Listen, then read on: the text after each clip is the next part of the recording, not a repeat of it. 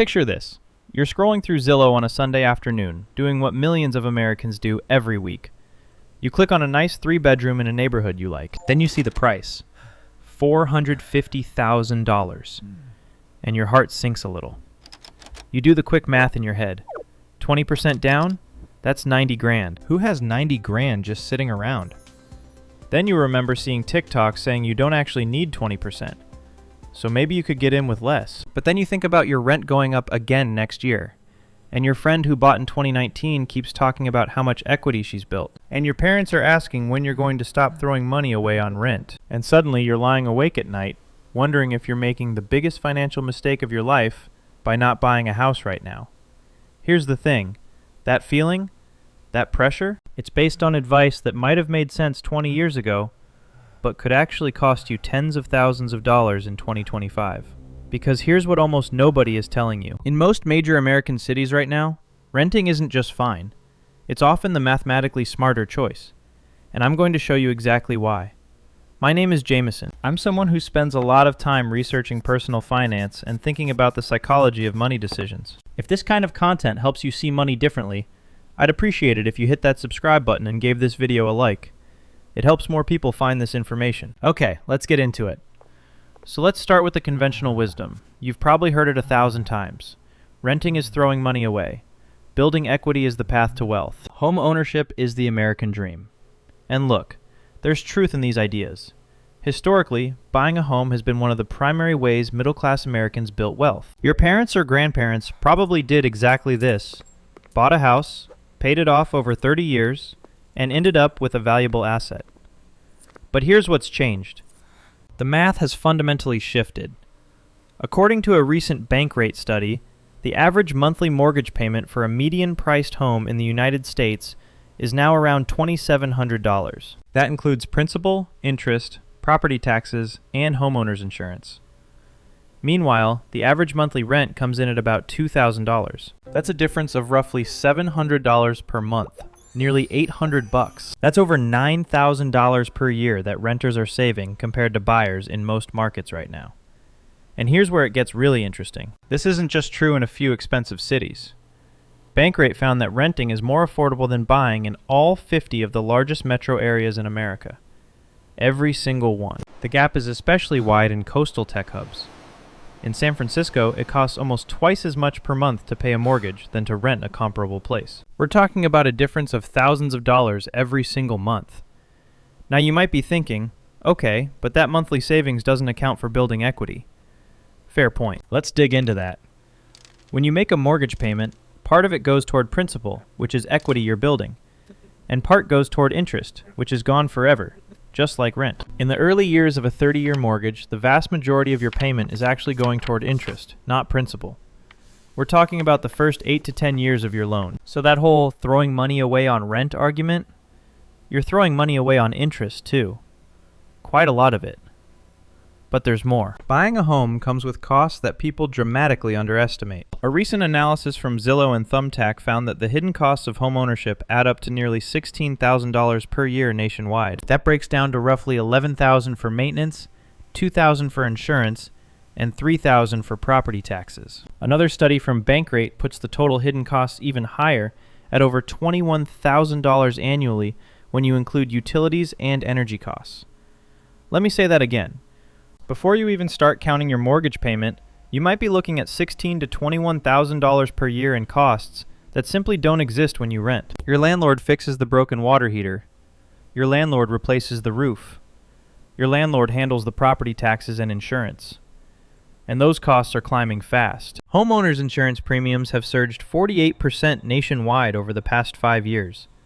Property taxes keep rising. Maintenance costs are up double digits from last year in several categories. When you rent, you're largely insulated from these increases. When you own, you absorb every single one. Alright, so we've established that renting often costs less month to month. But what about the long game? This is where it gets psychologically interesting. There's a concept in real estate called the 5-year rule.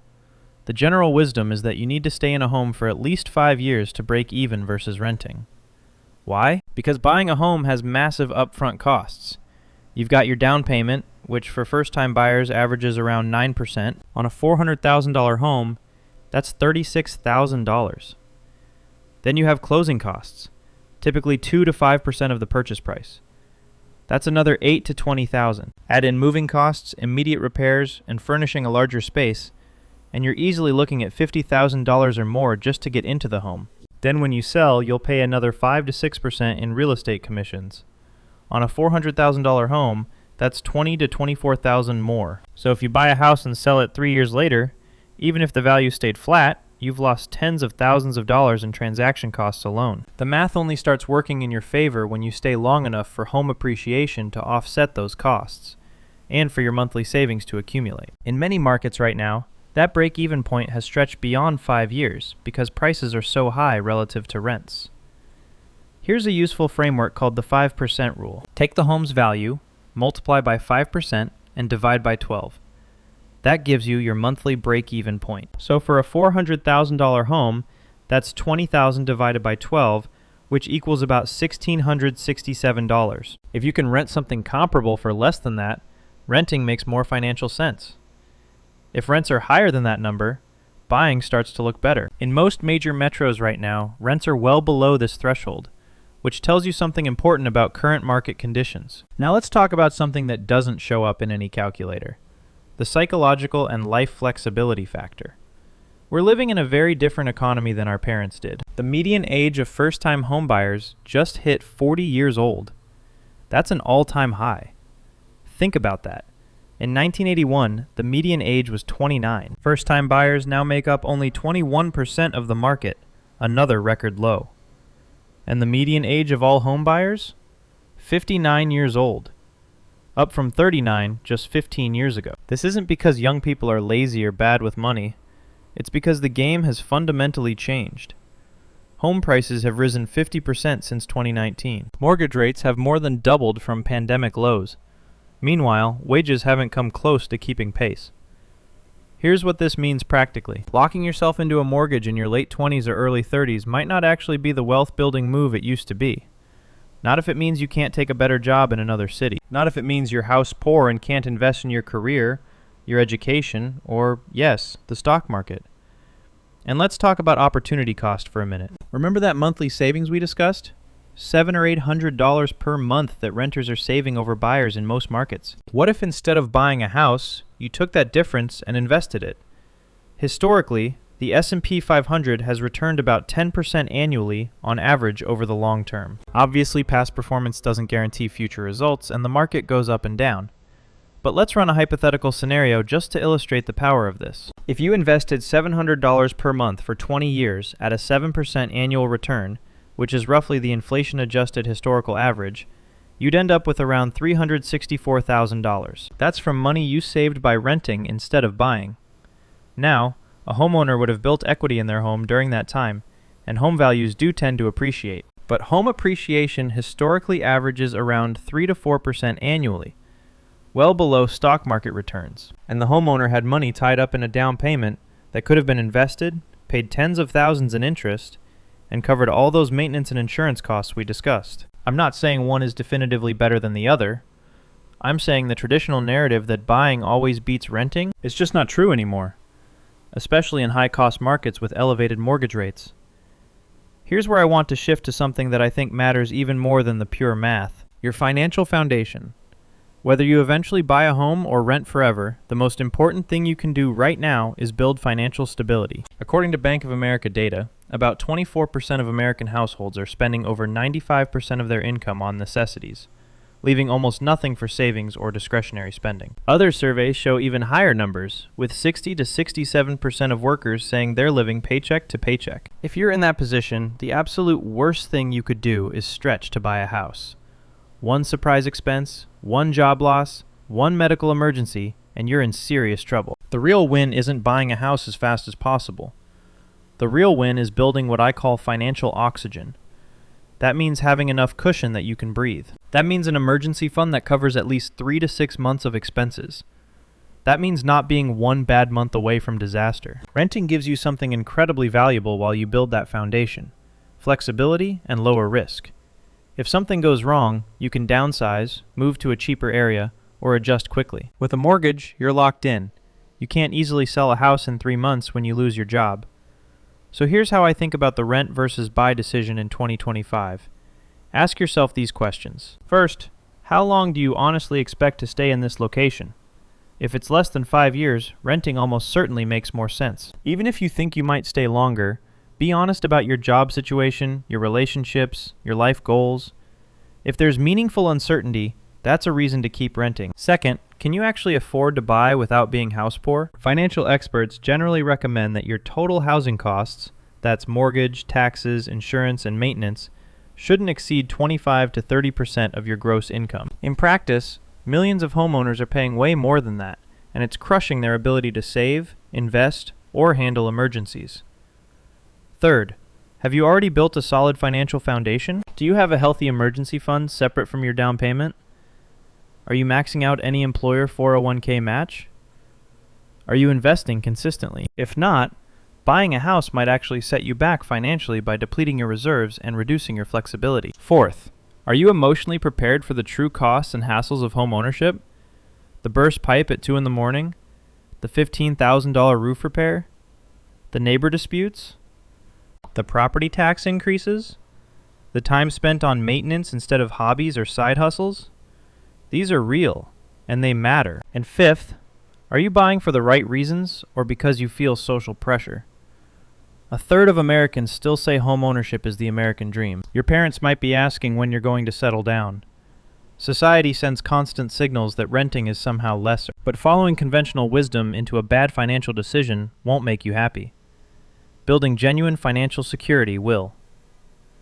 Now let me be clear about when buying does make sense. If you've found a market where the price-to-rent ratio is favorable, meaning buying isn't dramatically more expensive than renting. If you plan to stay at least 7 to 10 years and that timeline feels realistic. If you have a solid emergency fund plus your down payment. If your total housing costs will stay below 30% of your income. If you're emotionally ready for the commitment and responsibilities. Then yes, buying can be a great choice. Homeownership has real benefits. The stability of knowing your payment won't increase, at least the principal and interest portion, the ability to customize and improve your space, the forced savings mechanism of building equity, the potential tax benefits, and yes, the potential for long-term appreciation. But notice how many conditions I just listed. The problem isn't home ownership itself. The problem is treating it as a default good decision regardless of circumstances. Let me wrap up with some thoughts about where we are right now in 2025. The housing market is in a genuinely weird place. Home prices are at or near all-time highs. Mortgage rates are still elevated, around 6.5% to 7%, way above the pandemic lows. Affordability is stretched to the breaking point for most Americans, and demographic shifts mean there's likely continued demand pressure as millennials age into prime home buying years, even as many are priced out. This doesn't mean prices will crash. It also doesn't mean they'll keep climbing. The honest answer is nobody knows. What we do know is that stretching to buy at the top of an affordability crisis, when mortgage rates are high and your break-even timeline is extended, is risky. And that continuing to rent while investing the difference, building your career, and keeping flexibility isn't the failure some people make it out to be.